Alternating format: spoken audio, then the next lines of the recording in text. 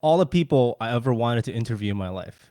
You gotta be like, you're basically number one on the list right now. You know, you can ask me questions in person, right? Yes, but I haven't like COVID has, and also you moving to the mountains is separated us a little bit. I can't just knock on your door We anymore. I met can't 2 just weeks walk ago, over. Jeff. It's true, we did. Oh, expose it. But I really, really appreciate you coming on the podcast because it's really it's only fun when you can talk smack with your best friend on the podcast. So yeah, I called him my best friend. Michael's gonna be jealous. Michael's gonna knock on your door and be like, Jeff said that about you," and he's I gonna hear come that for a your lot. advice. Yeah, he can. Yeah, of course. Everyone thinks they're your best friend. So today we have, and obviously this is I still have Vinny here. I didn't kick Vinny out. I didn't replace him. I'm one of the best friends. I'm happy being like third. We'll do a tier list of Jeff's best friends one Give day. me a You'll couple be years. at least I at least have, B tier. Leo Martins is one of the biggest YouTubers in the entire Brazilian world. One of the earliest YouTubers. Probably I would say what you're the fifth biggest, like at least you the third at that time, the third one to start like a big channel in Brazil. I assume mean, that. define big, because it took a while for the channel to become big. I think it became like a bigger I YouTuber, mean- quote unquote, like in 2011, but I began in 2007. But like for Yeah, like- almost 4 years on YouTube, I had no audience. If we do a Mount Rushmore of early YouTubers for Brazil, you will be like on the Mount Rushmore, right? Yeah, say that. I like to think so. You like to think so?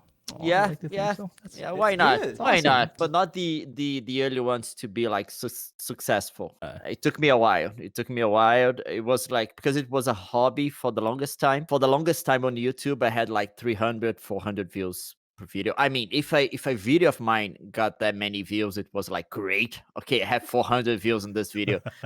And I did that as a hobby, just out of passion. There was no way to make money out of YouTube. I think when I started on YouTube, YouTube didn't even have a partners program.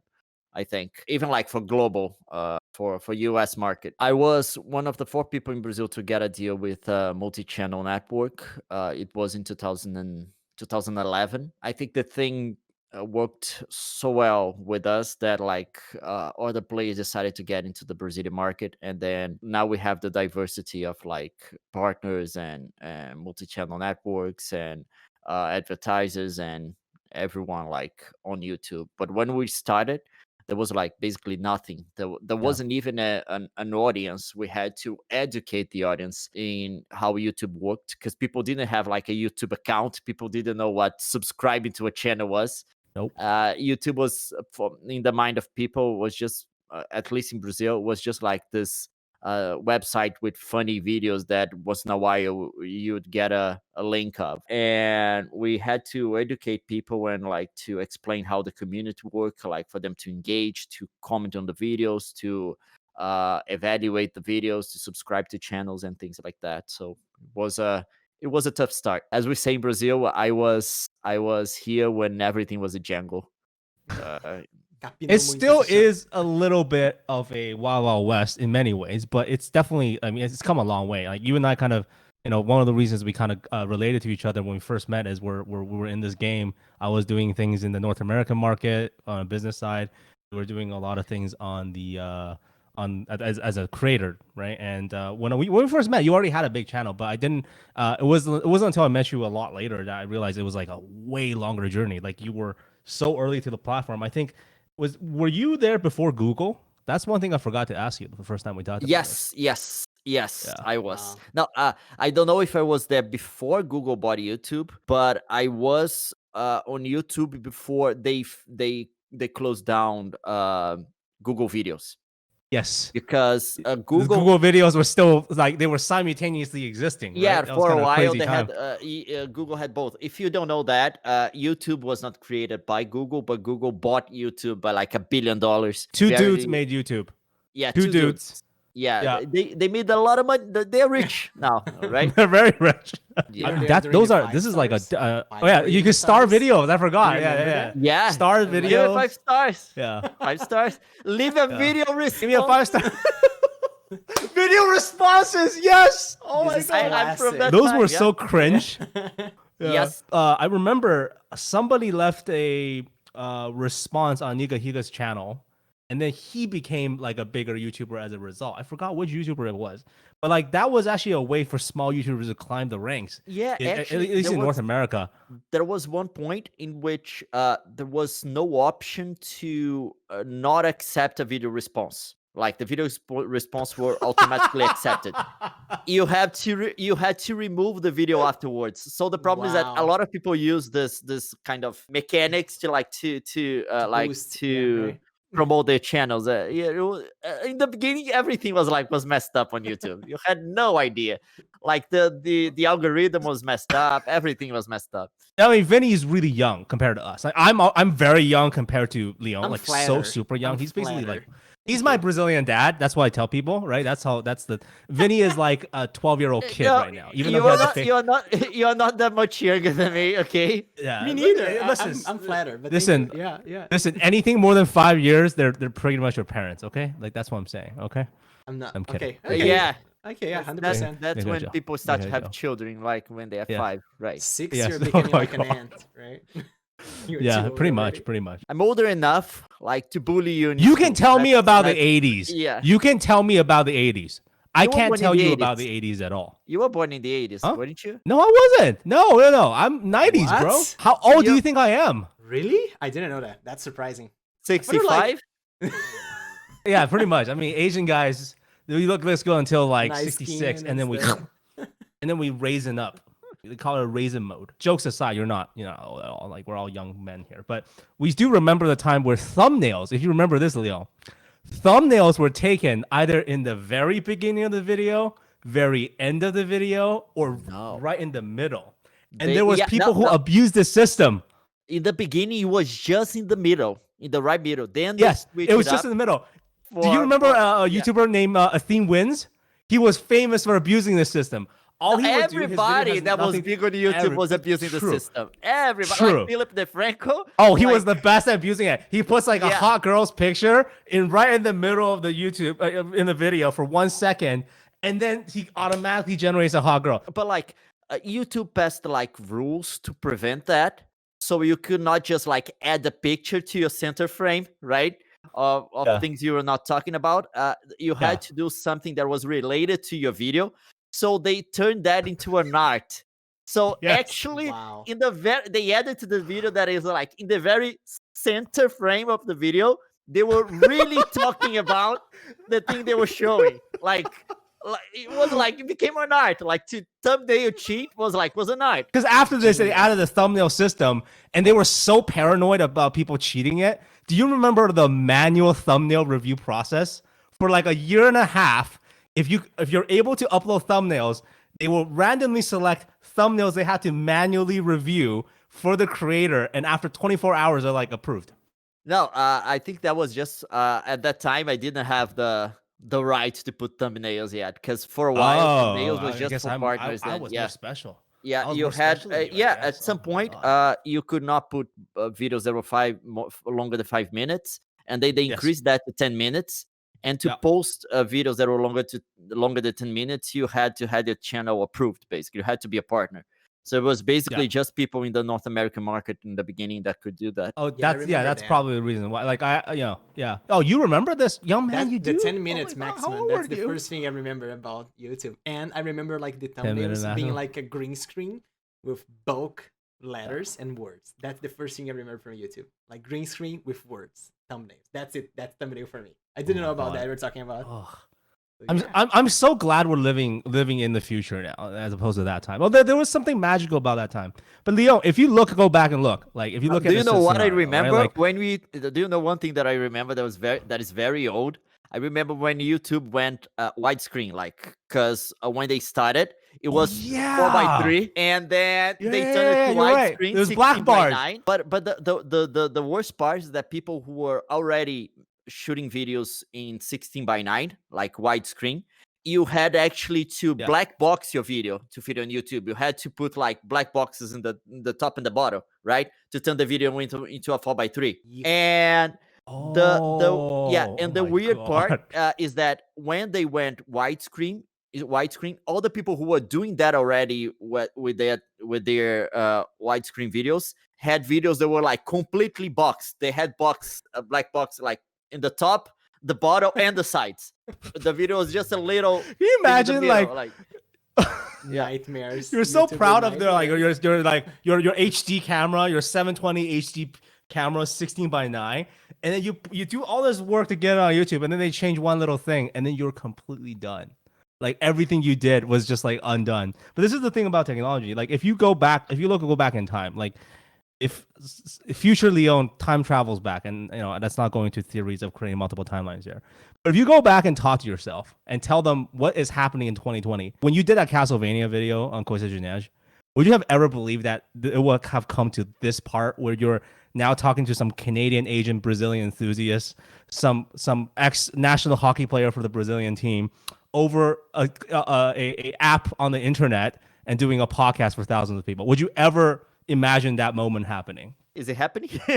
I don't know. Is it happening right now? Is this real? No. The thing is, I could never imagine how big YouTube was going to be. Like, even in my life when I started, because it was like a hobby stuff. I was in the very beginning. I was basically making videos for my family in Brazil to show them my life in Germany. The whole story was like that. I went to Germany. I worked with audio and video, like video production, when I was in high school. I was basically like filming sports events, right?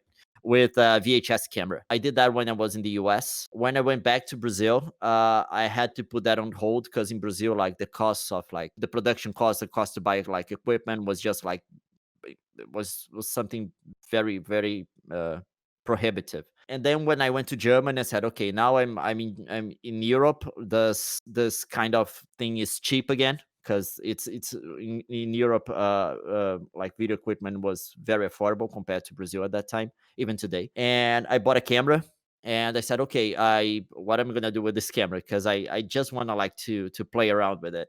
So I started to make videos for my family in Brazil, showing how different my life was in Germany. Like, I think the first video I did was about like washing my clothes, because even like the washing machine was different.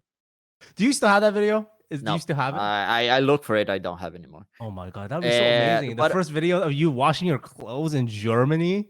Yeah. In what, the early 2000s? Not early 2000s. Come on, that was like 2007. It was like several years ago. But YouTube was around already. But then I looked for a website in which I could post this video so my family could watch it back in Brazil. And I looked at several sites at that time. There was like Meta Cafe. There was a Daily Video, Google Videos, and YouTube. Those were the four big ones, right? I posted, I think at that time, I tried Meta Cafe and YouTube, maybe. Yeah, I posted the videos there. I sent a link to my family. But then later, when I was using YouTube, YouTube recommended me a video about a guy talking about his ADHD, which is a problem that I have. And I opened the video, and I saw that there was like a bunch of video response for the guys of people talking about having ADHD as well. And I noticed that in YouTube there was like a community, right? Something that I didn't know. For me, YouTube was basically a site in which you uploaded your video stuff, and you got a link, and you could send the link to people so people could watch what you did. I didn't know that there was like a recommendation system. There was a community. There was like subscriptions and stuff like that, right?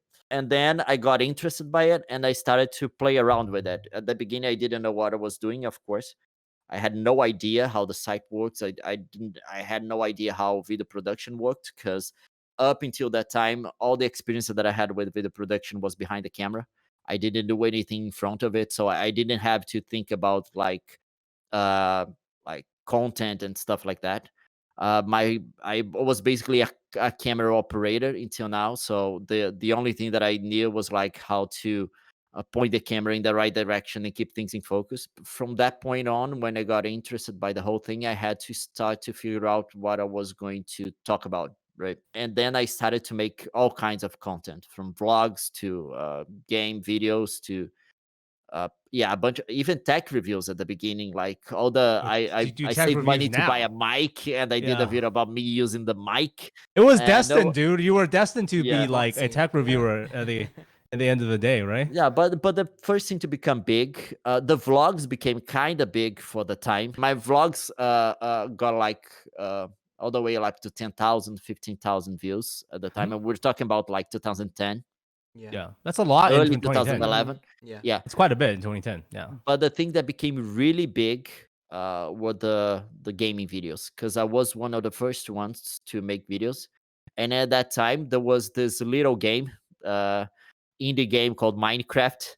That oh, no just a one, little. Just who would have thought? no one knew Java about the game. In the time was actually, Java. Yeah. But the thing with Minecraft was that when I started with Minecraft, there wasn't a wave of like Minecraft videos on YouTube yet, because the people who really cared about this kind of things were people who were involved like uh, in the community of indie games, right? There was very small at the time. I think we had very few like games that became big. I think Braid was one of them. Around that time, right? I think Limbo came around like a little later, but there were very few people participating in this community. It was like they didn't have like a wide reach. We did, there wasn't like a large audience for this kind of games. It was basically like a bunch of hipsters, like college kids, people who were like playing these games that look like old, that had like crap graphics. People who are now multi-millionaires in North America. Those guys, those kids, but at that time, remember. no one was playing that. But I took a lot of interest in that in that community. I was paying attention to what they were doing like for a while, and I started to play Minecraft in the week that the alpha came out. Like the very first week the alpha came out. OG. Some of you guys listening to this were not even born. Yeah, you weren't even born when this happened. Yeah, there was a bunch of kids playing Minecraft today that weren't born at that time. Yeah. And the audience for that kind of game was basically like the enthusiasts, indie right? games audience, right? It wasn't like a wide audience. Look what you can build. It's not like hey, I'm gonna take my son to play Minecraft. I'm gonna make songs out of Minecraft. It was just like you said, like borderline neckbeards at the time. Yeah, right? The super nerds. They're the super nerds, and I was one of them. And but the whole idea, nice. Don't worry. Don't give is that I got so interested by the game, and on Christmas 2010, I didn't go back to Brazil because basically at the time I had money to go once to Brazil a year. I was studying Germany, and I was back in my WG, which is like a shared apartment in Germany, and I had nothing to do, and I said, okay, I'm gonna make some videos teaching people how to play this game no one has ever heard about, called Minecraft. We were still in the alpha back then, I think. And I made those videos like a tutorial, and then I posted on the channel, right? I didn't get that many views at that time, and suddenly I started to see like a lot of people watching my videos. Every week the videos was just like the number of views are just like growing, and people were commenting, asking for more videos, asking how to do stuff and things like that. I think the most advanced thing we got in Minecraft at that time were Rails. I think we had Rails already. Wow. Which was very cool. I went back playing Minecraft a few days ago, like by myself, just check what was new in the game, and it's like a new game. It's like playing Minecraft for the first time again, because I don't know what things are. Like I start to have that, because I didn't play the game like consistently for like 5 years maybe. And going back to the game now is like playing for the first time. You get the feeling that you had like when you were discovering things, like for the first time. And yeah, it's like playing for the first time again, and it's great. This sensation is gonna last for like 3 days, I think, and then I'm gonna figure out everything, and it's gonna get kind of boring again. But having this sensation that I had back in 2010 when I played the game for the first time and I had to figure out things, that's great. That's a great thing to feel again. But like, if you look at this, how crazy it is that it's only like Vinny says, like within a decade, all this happened. Right. Yeah. It just feel like it does feel like a lifetime for some people. And from what I can gather, like the beginning of this decade versus where you are at the end of this decade, it's two completely different things. You were a student in Germany, right? at the time. Yes. And then And not now even doing you're gaming, living doing video for family, not in the right? game. Yeah, doing video for family. Now you're a worldwide superstar in Canada as well. You're living in Canada. Yeah, Like, the part about living in Canada was the thing that I would never expect. I think After I nobody that lives here expected to live in Canada, to be honest.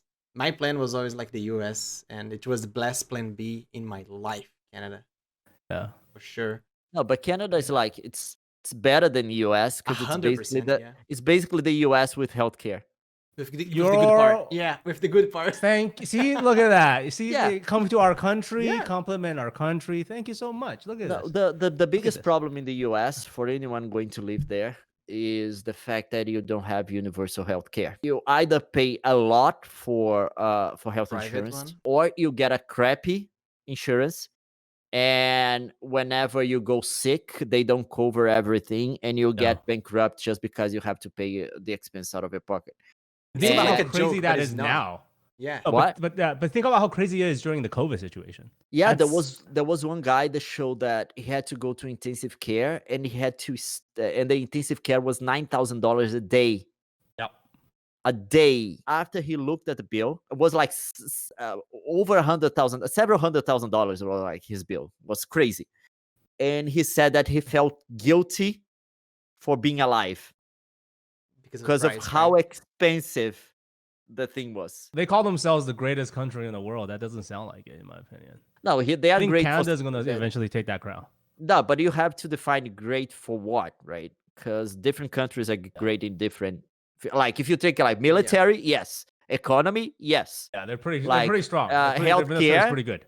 No, healthcare, they are not. Like income inequality, they are not. A lot of things in the U.S. are problematic. Social justice, definitely not. So, Right yeah. now, right? It's a little bit of a heated situation down Topic, there. yeah. But I mean, best part about living in Canada is besides the military, you kind of have a little bit of everything. That's good. The thing with Canada is that not only you get healthcare here, but it's at least in BC, it's a place that is more accepting of foreigners compared to the US. I don't know how it is in other provinces in Canada because I don't know how things are there. But like at least in BC and Ontario. Yeah, Ontario. BC and Ontario are the two most accepting one. Quebec is okay, provided that you accept French as your Lord and Savior. And then the middle provinces, it depends on the city. What's happening this year really shows which of these cities are more welcoming of immigrants and less xenophobic. Because what you can tell is a lot of the racism towards Asian people, it's a little bit more obvious. I don't have the experience of anybody else who's a minority, but there was more attacks against Asian people, including Asian youths, in the middle provinces than there were in BC and Ontario. So you picked a good place with BC. BC is a I guess BC is probably one of the best provinces in Canada, if not the best one. Ontario.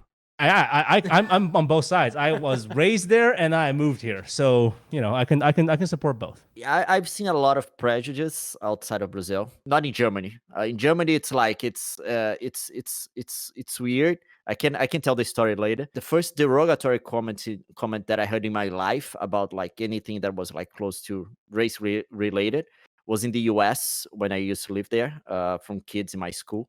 Because I never heard that in Brazil, because in Brazil I'm white, right? But as soon as I leave Brazil, I'm Latino. I'm no longer white. So that was the first time I heard something. It took even me like a while to understand what was happening. Someone said something about Brazil, and another girl in school told the guy like right away to shut up and look at him like with mean eyes and stuff like that. Because the guy was basically saying something like, the Brazilians were like underdeveloped. He asked something about me not having technology or not knowing how to use stuff. Oh my God. And another girl in school picked it up and turned to him and said, "Shut up!" And the whole mood of the place like changed after that. And how old were you when this happened? How old were you? 16. That's you. No, can definitely it took me a read while room to at understand that because as a white person in Brazil, I never heard something like that towards me, right? And then later I understood. Okay, the guy said that was kind of racist. And that was the first time. In the US, I experienced that, but it was another time in the US. I don't know how it is right now. It was in the 2000s. Internet wasn't that popular yet. Like the broadband reach wasn't big, and people in the US were, I think, way more ignorant about how the rest of the world is compared to today. At that time I got questions like, "Do you have TV in Brazil? Do you have things like that?" You know, and They not watch the World Cup. Brazil just won, right? Recently. Yeah, but like, exactly. Yeah, I got a lot of questions. Like the TV question was the like, I think the main one, the most common one. I think those are questions that if I went to the US today, no one would ask me, because I think people have a better idea now about how the rest of the world is. And in Germany, it's a bit more complicated because people are not. I didn't see racist people there. I was in northern Germany. They say that it's like the least racist place you can go to, but you could see that people still had like misconceptions about race. I remember I had a friend from Vietnam that could speak like perfect German.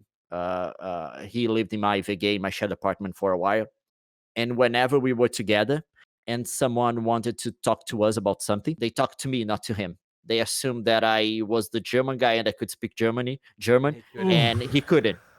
Your The boys got to Vietnamese help you guy. out with the German, right? Because Yeah, and he I spoke couldn't English speak as German. well. I couldn't speak German, and he had like, it happened. I think more. It happened a few times. If I wasn't white as a northern German, but at least I was whiter than him, right? And every time he had to like stop he had to answer the guy and say, okay, he doesn't speak German, talk to me, I will translate to him and stuff like that. Oh my god. Yeah, it had, but I didn't have any. I didn't see anyone like making any derogatory comments regarding like anyone. People were very respectful there. I think that it was probably a result of the history. Right? Even people it's like a correction, right? Like they were even like overzealous in some cases, right? But like you see this kind of overcorrection happening around the world. Like, a lot of the politically correct climate we have right now is a result of overcorrection. But in this case, you can see a case study. Some of the overcorrection is good. Have to have that level of overcorrection if you want to create a better world. To hear you say Germany is the least racist place you've ever visited, as someone who's a history enthusiast. No, let me say again. No, let me say again. The least place as regarded to my own experience, because I've never experienced to be like it's a black all relative guy in Brazil, to right? Yeah. Of course. Yeah. It's relative to individual experience. Yeah. Correct me if this is wrong. They're very like overzealous about teaching how wrong World War II was. Like the events surrounding World War II, how wrong everything is. Is that correct? Yes. Yes. Actually, because I had a quite interesting experience in Germany, because I was studying in Germany, but I didn't live in the dorms where most people were living. I lived in a WG, which is a shared apartment, which I shared mostly with German people. There was this Vietnamese guy that lived with us for like a year, I guess. But most of the time, I was just sharing with Germans. They said that one of the field trips that are almost mandatory to all kids in school is to go to a concentration camp. They put all the kids in a bus and they take them to a concentration camp, and they say, okay, that's what has been done in this country before. Make sure it doesn't happen again. And yeah, they read, and of course they have a bunch of like censorship regarding Nazi symbols there, right? There were even YouTube in Germany was kind of weird, because a lot of videos was censored. A lot of videos that we can watch like outside of Germany are censored there, because you cannot show Nazi symbols at all.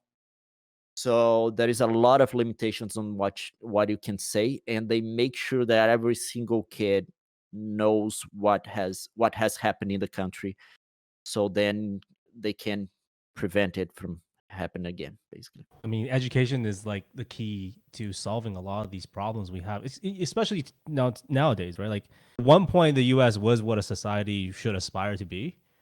I feel like that's kind of like fallen through the cracks in the last 4 or 5 decades.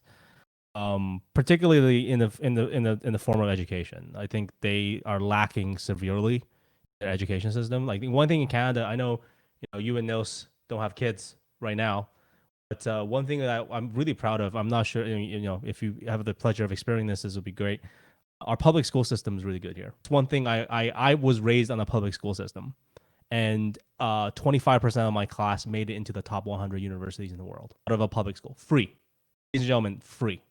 It's not free. Taxes.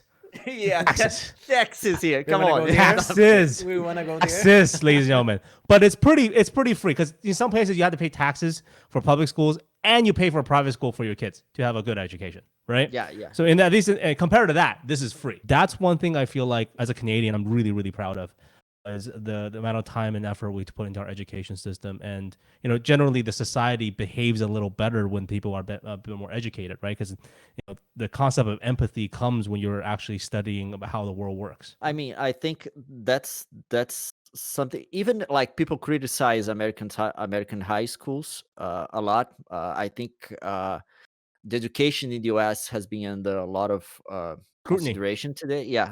Scrutiny. I always say scrutiny. Scrutiny is the word. Yeah, but like when I went to the U.S., I thought the public system was better than the private education that I was getting in Brazil. Maybe not for the content in the classroom, because the private school that I used to study in Brazil was way more demanding in terms of like to get good grades, you had to work way harder than I did in the U.S.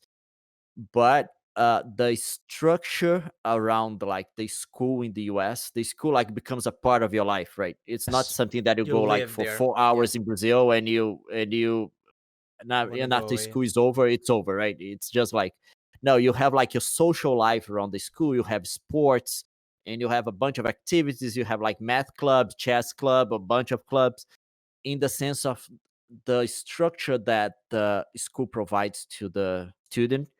We don't have anything like that in Brazil. I don't think that any. Do you think we can ever build something like that for Brazil? Not we as the three assholes in this call, but like we as the proverbial we, right? But you had to spend way more. The problem with education in Brazil is that how much it costs. Yeah. No, it's not only that, but it's a long-term investment, and long-term investments are not good to get elected. That's a problem. Like you have to do the short-term thing, so right in the next election people will remember you and vote for you. So basically the good things that are going to be brought by better education, we are going to see like in 20-30 years, right? And no one is going to wait that long to get elected. I mean, connecting this with some of your current projects, you also have your hand in education as well. I noticed you've been doing some campaigns for Allure Online on Instagram. Can you give us a little explanation of what you guys are up to right now? Yeah, we are doing a bunch of stuff. Yeah, give me your best stuff. Yeah, you guys are always busy. Like, always. like I call this man, I'll call you back. 3 hours later, I have to call him. He's like, I forgot to call you. No, that just happened, by the way. I'm I didn't forget to call you because after that, Nils asked me to help her to finish together. And as soon as I finished the furniture, what would you do about her? Like she drives you forward too. Like that's a healthy marriage. Yeah, she's the one that like get a lot of stuff done, especially like for like the business side of what we do. I'm not very good at it, and she's the one who takes care of it. I'm more of the creative person in our business and in general. But the thing is, in terms of education, you guys are doing some big impact right now. So give us a little bit of rundown what you guys up to publicly, whatever you can tell about. We are engaged in a bunch of stuff right now. We got involved with some campaigns regarding COVID-19 in Brazil. The first one was for an additional income to help low-income people. We campaigned for that, and it got all the way up to the House of Representatives in Brazil, one of the legislative houses in Brazil. And they managed to get that approved. We didn't start that. There were like a bunch of NGOs and other organizations that were doing this thing before we jumped in. But after that, we helped to give it a boost. We did some campaigning, even in video for that, and we managed to get that. Not us, but the thing got approved at some point. And now we have some additional income in Brazil to help people of low income to deal with health crisis that is happening there. Not only that, but especially through news, we are engaged in a campaign now to raise funds for indigenous people in Brazil, because there is like a whole campaign now to help them dealing with the health crisis as well. And it's a very expensive one because the geographical area that has to be covered is very large, because they live far apart. Which and region of Brazil is this, if you don't mind me asking? I'll ask the specific one. I'll give you the exactly answer. Okay. This is how that's your wife right here. Nils, a campanha para ajudar a população indígena é de que? Não, é de que região do Brasil? É, do Amazonas. Special guest, Nils Loreto. It's they are from They are from 10 locations within the region of the Amazon forest, basically. Wow. That's a hard region to help given the geography. Yeah, it's larger than the whole continent of Europe. And people, the maps are poorly drawn, aren't they? Like, maps are ridiculously poorly drawn. Like, you look at Amazon's, it's like, oh, that's the size of Maine, and then you go there, you're like, oh no, it's bigger than Europe. Thank you very much. And it's huge. And not only that, but we are also producing a course in international politics, which is my field of specialty, right? Expertise. Yes. Yeah, that's a master's at it. Yeah, I have a master's at it, but I'm not the one like teaching the course. We got a group of 8 people with PhDs on areas of international politics, and I'm just the organizer. I'm the producer basically of the course, and we filmed the course. If it's produced by you, you know it's going to be very fun. Well, fun and educational to watch. Not just fun. It's not going to be like this kind of infotainment stuff. We are going for hardcore like information, like educational part. The whole challenge that we had with the course is that was to translate this technical knowledge, language, like theoretical stuff, to a language, more accessible, a vocabulary that anyone can understand. Yeah. You just indirectly took my compliment, because I was saying you're very good at retaining an audience, make it consumable. Take the compliment while complimenting you. Come on. No, man. but that one I'm saying is that we are not trying this time to be like to retain the largest amount of people. It's just like people who are engaged in the course, people who really want to learn, they're gonna have a way to. This is a legit course for you to become more knowledgeable, and this is a serious learning opportunity. Is that how I can the best way to position that? Yeah. So when is everything available for this? We don't know yet, because it has been on post-production for over a year. We went to last year to Brazil. We ran at like a studio. We did like a multi-camera setup with a scenario. Was an Asian guy there in the corner? I remember there was some Asian guy there just sitting. Jeff went there to visit. He had glasses on and stuff. Yeah. Oh my god! I didn't know what the scope of what you guys were doing until you told me afterwards. Like, I was really impressed when you told me about it at first. Yeah, and I'm glad you guys the studio was huge. The thing was very professional and stuff. Oh, Vinie, you need to take this course. Don't make me tell your wife you need to take this course. No, and you write it down yourself, okay? I'm amazed that even though you're like a big name on that field, you like are eager to open space for more like 8 people, you said, right? Yeah. It's like, it's crazy, because I don't know how many times you heard like so many people saying, "Yo, you're a YouTuber," and actually you were more than that. And it's crazy. We wanted to change the his tag in our intro screen to superhero. It's changed. It's gonna be changing right now for the video. 100%. It's gonna be changed next time. For the video or the next time he comes here. One thing that I got like really impressed during this whole year with the COVID stuff that we had to go like more hands-on on trying to promote causes, because those are things that became like bigger than us. It's not just like a fundraise to help someone. It was like things to change the law of the country, right? And I had no idea that YouTubers in general could have this impact. We need YouTubers to run for office. That's what, not like American. No. We don't. We need people who really know how to make good laws running for office. I think what YouTubers can do is to help to amplify the voices that need to be heard, right? Whenever there is like a good cause, like this campaign we've been engaging on for like the extra income for low income population, things like that. I think that's where YouTubes need to act, like not to speak for themselves, not to we are not creating any new cause to be defended. We are just Right. going for people who need to be heard, who already have organized themselves around their own cause, and we should help these people to be heard. I think that YouTubers, especially YouTubers who have enjoyed a big success in the platform, I think we are in some way detached from a lot of the realities that people are facing in the world right now.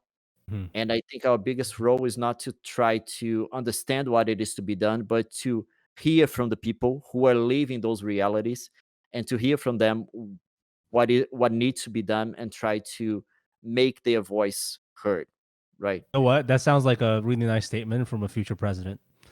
No, no, no, I make a joke. no. Bro. I know you love Canada I too much. make Yeah. videos, okay? You make I videos. enjoy what I No, do. get your wife to run. Your wife is like the most reasonable That YouTuber I've ever I met.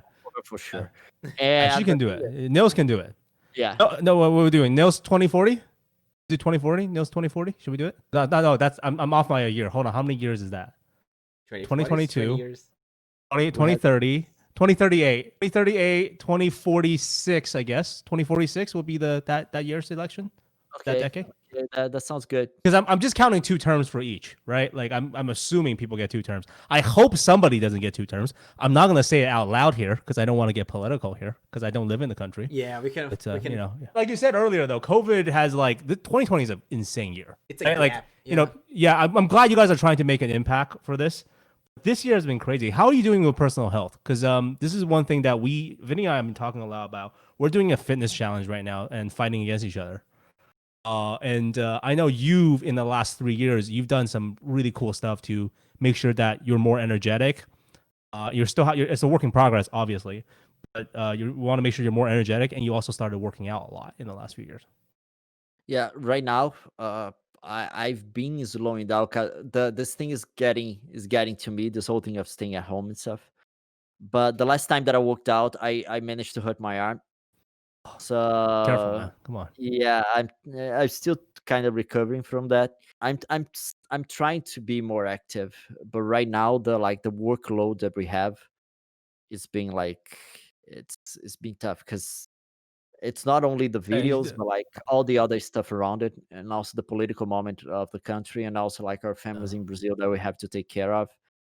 We have to spend way more time in the day, like getting in touch with everybody and seeing how things are there than we did before that. So it's up on the time that we have to do other stuff, especially like taking care of ourselves. But we are But trying our best, especially for the food. I'm trying to get like I'm really paying attention to the stuff we are eating, because if we don't have time enough to work out and to be as active as we would like to, at least the food part we can. It takes no time, right? At least that one we can still get right. So if you look at this situation right now, right? Like, I mean, you share some of the sentiment that a lot of our audience share. Like, staying from home is getting to a lot of people. What kind of advice can you give for people to stay not only at a positive personal health, like physical health, but also mental health? It's like it's an exceptional time, and it's very hard to figure things out. That's for everyone. I think no one has the right recipe for times like this, right? Because I think we've never had that, at least since the Spanish flu. We The didn't last have time, yep. we haven't experienced a time that we had to stay at home to save our lives, right? And I think the most important thing right now that I've learned from this time is that although the internet is a window to the world, is a way to get yourself outside of your house, you have to still remember that it's not life, right? It's just a part of it. And I think people are putting a lot of importance on everything that is happening online right now. People are creating like huge wars and this and like things that are not that positive, just because they started to value their internet persona even more, because they cannot like act on the real world as they used to. And I think that people just should keep in mind that internet is just a part of life, is not the whole thing. So at some point, even if you can, even if you can't, like for a longer time, I think you should take some time off and just look at your window and remember that things that are happening in the internet are not like everything in life. I think that's the most important part. The thing that scares me about this time, one of the things that scares me about this time right now, is that people put too much value on things that are happening on the internet, just because real life is not really a thing. So At the moment. they're integrated. It's like a web now, right? Like they're all collided together. I think that there is a lot of toxic stuff happening on the internet right now. It has always happened, but I think people are just putting way more importance into that right now. And I think we should step back a little and remember that that's not real life. Okay, it's part of life, but it's not real life. That's how I'm trying to deal with this whole thing. I'm focusing on my work a lot, trying to make the videos, trying to make my videos differently, trying to develop new skills. Like the last video, I read the whole thing from a teleprompter, and that's just a new skill that I managed to get during this time. And I think that that's where I'm putting a lot of my energy. That's where I'm putting my focus for the free time that I have, for the time that I'm spending at home, is that like to develop new skills. So if we were to like shorten that into like a quick sentence for the viewers, self-improvement could be that solution for that cabin fever that people are going to get because of COVID-19. Would that be correct? That feeling of yes. Learn some new skill. Like don't see Twitter the That's whole some day. international history. We need that class. Come on, Leon, get to it. Yeah, keep your mind active. I was it was the editing is done, but it's being reviewed. We had some problems with the first round of review, so we went back to the editors, and after that we're gonna have a restart that round of reviews, fixing some of the mistakes we saw in the first round were fixed. So yeah, so we are basically I trust the quality control with Leon is always the highest. He quality controls videos that's not even his. I do a video, I learn like 20 different things from this guy. He's just like, this is wrong, this is wrong, this is wrong. Camera needs to be here, needs to angle this way. You need to be. He's gonna look at our podcast. But the other thing that I learned is that someone told me that before, and I'm learning this now, like from my own experience. Sometimes good enough is better than trying to get the thing perfect, especially when you are working with a team. At some point, your emphasis on trying to get everything perfect actually diminishes the quality of the work. You have to consider that there is always the human aspect for everything you do. Yeah. And sometimes, if you try to push things further with other people, you're gonna get something worse than you would get if you just settle for, okay, this is good enough. And I'm learning that right now. I'm trying to accept stuff. When the course comes out, it's gonna be great. There is gonna be no mistakes in terms of like the titles that appear in the screen, the cuts that are done. But you have to step back on a lot of the stuff you want to do, because you're gonna make things worse if you try to push further. Good Humans advice. are imperfect, so sometimes flaws are. There's perfection there's perfection in imperfection. It needs to be done though, right? Because otherwise, it's not a product. 100%. That was inspirational. Thank you so much for answering, doing this interview. Like, I'm really glad that you agreed to do this. There's a lot of stuff that obviously we can talk about casually when we're just hanging out, but in this setting, and plus with Vinie here, I have to behave a lot more. So we get better information. We get better information from Leo. If you don't mind, we have some questions from our Discord community. I was wondering if you're okay with answering a few of these. We'll shorten, maybe we'll take out one question. Are you okay with that? Go ahead. Raissa asks you, Leon, how does it work your creative process? Is there anything that you do to make you produce idea, or they simply come up? I don't have a fixed like method to do anything. It's basically I envision a video that comes up for some reason in my head, and I try to make it. So depending on the video, there is going to be like different ways to do it. We have a more like more settled format for our tertiary channel, which is República Coisa de Nerd. It's like the third channel we created. But for the other channels, it's basically like, okay, I want to make a video like that, and I go out to try to make it. Like the video that we did talking about the design of the PlayStation 5. It's the one that I used a teleprompter with. For that one, I said, okay, I want to make this video. What do I need to do to make this video? Okay, I have to write a script. I have to do research on this area. I have to figure out how to explain this and this concept to a general audience that is not specialized in technology or things like that, on computer hardware.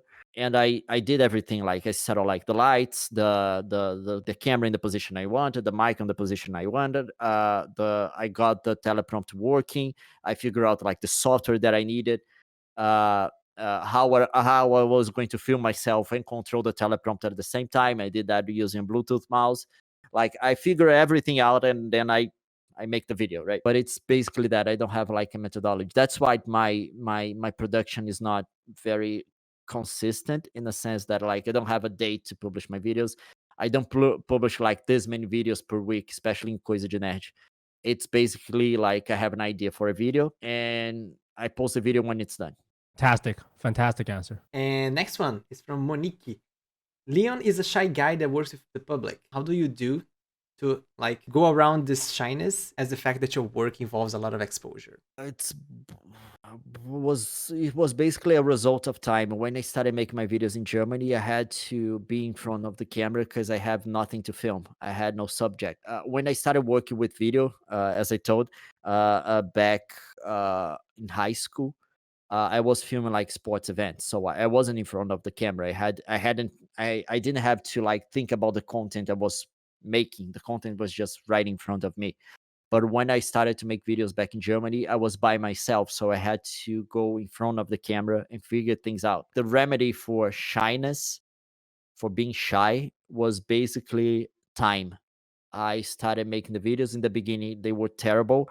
I would, in some videos, like looking down and speaking like this. I wouldn't even look, looking at the camera, and my voice was like, hi,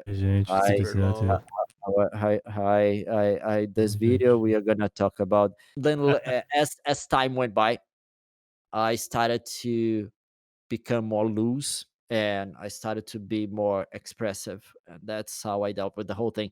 But in the whole like personal level, I'm still very shy. That's why when people meet me in the street, like fans and stuff, they expect me to behave like I do in the channel, and I don't, and people think that I'm being like rude to them, but it's like just like It's you, right? I don't deal very well with social situations. That's the thing. I'm very well versed in like making a video, and I'm very well trained in making a video. But dealing with the public is not something that I get a lot of practice on, especially because of the time that I spend at home. Especially because I'm not in Brazil. I'm not very good at that still, but I'm trying. I think what you're saying about like having the two characters, I think that you're really good at doing that, because once the camera turns on, like you are a visionary and you know exactly what you want to say, and you're very like bold, right? I can't vlog like you in public. I still can't. I still haven't developed that skill yet. But when that camera turns on, and you're so energetic, and then the camera turns off, you're like, let's see. Personas, right? That's my impression of Leon. That's personas. It's like for every situation you have a different persona. Like you don't behave in front of your parents in the same way you behave when you are alone with your friends, right? When you are I kind of do that for it. I kind of do that with everybody. I do that with everybody. But you guys, normal people don't. I'm a psychopath, so I do it. Yeah, when you are in front of your boss, you don't behave the same way you behave like with your childhood friends, right?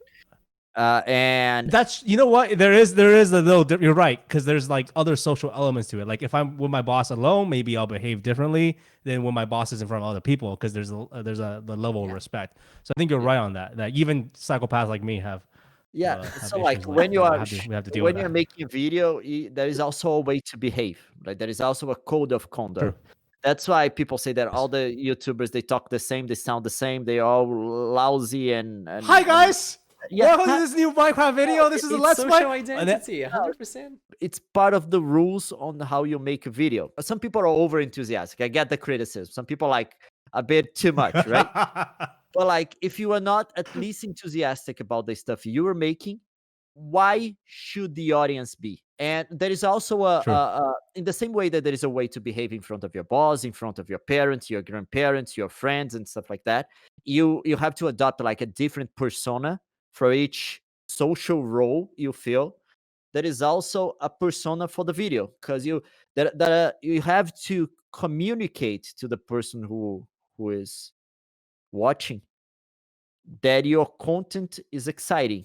And if you don't show in the way you speak that you are very excited about the stuff you're doing, they don't get this cue. Why would they be excited about some stuff you were doing that you are not excited yourself about? So yeah, it's almost that. Remember, you went to this conference, and the number one thing they told you from these marketers is you gotta set that level of relatability, right? That energy's gotta match that expectation. So good advice. And Monique, is that how you pronounce that in Portuguese? I think it's Monique. Yeah. Monique. If you want to be a YouTuber or a performer of any sorts, this is good advice from Master himself. We have one more question. This one's a little bit more of a gag question. It comes from Jordana Heck. If you and Nils are walking in the woods and a grizzly bear approaches, not a black bear, not a polar bear, not grizzly a tiny little bear cub, a grizzly bear, what would you do? Would you run or protect Nils first? No, I would drag Nils with me, because there is no point of trying to protect her if the bear is going to kill us both. I can't protect her. We have a point there. Protecting Nils is not an option, because I can't protect her against a grizzly bear. I would probably grab her arm and try to run. If you grab her arm, you both perish. There's a potential that both perish because you're slower, right? No, but we can go to a hill. Like whenever there is a slope, a hill does slow them down a little bit, but they can still climb it. No, not climb it. If you go downhill from a slope, they cannot follow you. They don't because they're physically impossible for them to follow you. If they roll, they lose their sense of direction.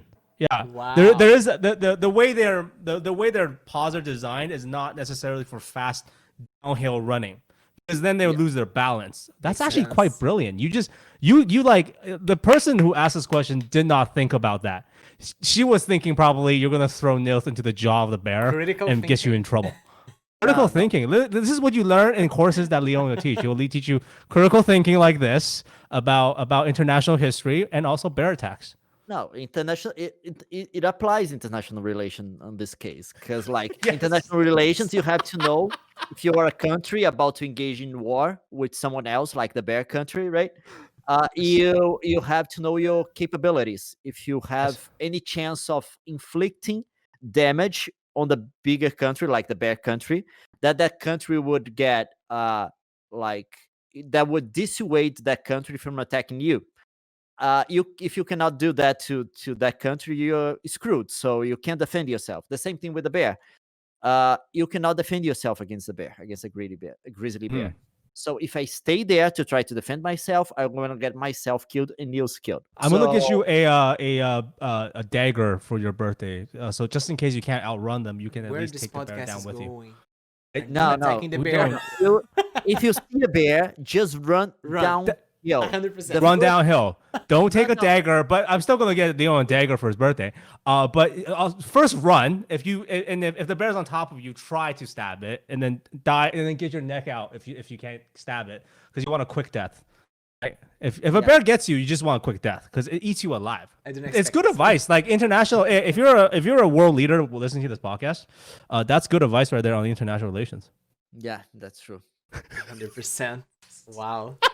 So pretty much that sums up. I want to first of all thank you, Leon. Thank you for daggers. And it's daggers. It's funny that I say Leon. I'm sorry, Leon. Thank you for coming. I speak Portuguese as well. It's funny to say like in English.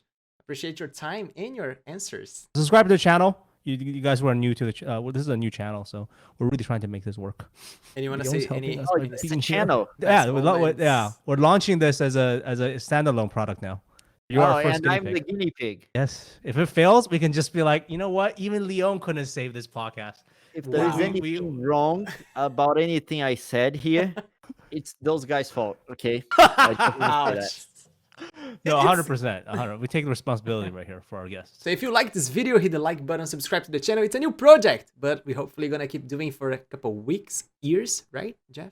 Months? There's decades. Oh, look at that. Thanks again. And then Jeffy and Vinie Jr. are gonna do take over the podcast. That's the American dream right there. So we have our social media on the screen. If you wanna follow Leon and Nusi, you know where they are. YouTube, Instagram, it's everything on the screen. And we see you on the next episode. Bye, Jeff. Bye, Leon. Savages. See ya. Bye. Na na na na na na na na na na na na.